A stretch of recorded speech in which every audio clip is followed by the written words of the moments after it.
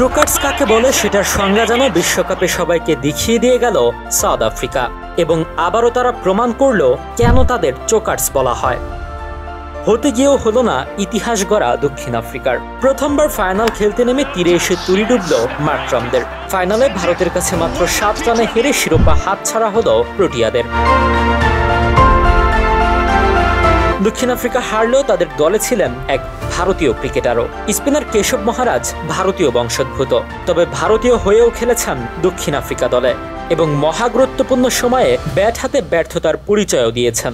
করেছেন 7 বলে 2 রান, আর তাতেই পরাজয় নিশ্চিত হয় প্রোটিয়াদের। তবে বিশ্বকাপে ভারত মানেই বিতর্ক, তবে ফাইনালেও যেন সেই বিতর্কে জড়ালো ভারত। আম্পায়ারিং নিয়ে রয়েছে বেশ কিছু বিতর্ক। ওয়াইড থেকে শুরু করে শেষ ওভারে সূর্যকুমার যাদবের নেওয়া ক্যাচে আউট দেওয়া নিয়ে থার্ড আম্পায়ার প্রিভিউ করেনি বেশিক্ষণ। অথচ ফাইনাল ম্যাচে এমন একটা ক্যাচে অত্যাধুনিক সব ক্যামেরা থাকা সত্ত্বেও ক্যামেরা জুম করে ক্যাচটি বৈধ ছিল কিনা সেটা প্রিভিউ করা হয়নি, ঠিক যেমনটা হয়েছিল 2015 সালের ওয়ানডে বিশ্বকাপে বাংলাদেশের বিপক্ষে। তবে কি যেভাবেই হোক ভারতের হাতেই ট্রফিটা তুলে দিতে চাচ্ছিল আইসিসি?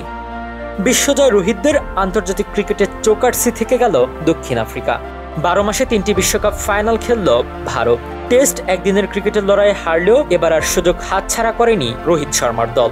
17 বছর আগে টি-20 বিশ্বকাপের প্রথম আসরের শিরোপা ঘরে তুলেছিল ম্যান ইন ব্লুরা। সেটা দিয়ে শিরোপার পথে নেমেছিল রোহিতের ভারত। লম্বা অপেক্ষা শেষে আবারও সেই টি-20 বিশ্বকাপ দিয়েই শিরোপা খরা ঘুচালো দলটা। বিফলে গেল হেনরিক ক্লাসেনের দানবীয় ইনিংস। ভারতীয় বোলারদের তুলোধুনো করে 27 বলে 52 রান করে আউট হন ক্লাসেন। তবে পুরো টুর্নামেন্টে সুপার ফ্লপ বিরাট কোহলি ফাইনালের জন্য হয়তো তার ইনিংস জমিয়ে রেখেছিলেন। ম্যাচ শেষে আন্তর্জাতিক টি-20 থেকে অবসর নেওয়া কিং কোহলি ফাইনালের মতো গুরুত্বপূর্ণ ম্যাচে স্বমহিমায় জ্বলে উঠলেন। ফাইনালে খেলেছেন 76 রানের ইতিহাস গড়া ইনিংস, এবং তাতেই দক্ষিণ আফ্রিকার বিপক্ষে ফাইনালে ঐতিহাসিক জয় পায় ভারত। এর আগে ব্রিজটাউনে টসে জিতে শুরুতে ব্যাটিংয়ে নামে ভারত। ব্যাটিংয়ে নেমে বিপর্যয়ে পড়ে ভারত। ফাইনালে এসে ব্যর্থ টিম ইন্ডিয়ার টপ অর্ডার। অর্ধশতক তুলে নিয়েছিলেন কোহলি। অর্ধশতক তুলে নেওয়ার পর 76 রান করে সাজঘরে ফিরে যান তিনি। তার বিদায়ের পর নির্ধারিত 20 ওভারে 7 উইকেট হারিয়ে 176 রান সংগ্রহ করে টিম ইন্ডিয়া। ব্রিজটাউনে ফাইনালে ভারতের 177 রানের লক্ষ্যে ব্যাট করতে নেমে 12 রানে 2 উইকেট হারায় প্রোটিয়ারা। এরপরে জুটি গড়ে দলকে টেনে তোলার চেষ্টা করেন কুইন্টন ডিকক ও ট্রিস্টান স্টাফস। এই জুটির কল্যাণে ঘুরে দাঁড়াচ্ছিল তারা।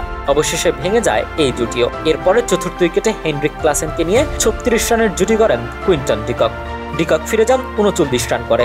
এই জুটি ভাঙার পর 169 রানে থামে প্রোটিয়াদের ইনিংস, যার ফলে ভারত তুলে নিয়েছে 7 রানের জয়। এই জয়ে 17 বছর পর টি-20 বিশ্বকাপের শিরোপা জিতল টিম ইন্ডিয়া।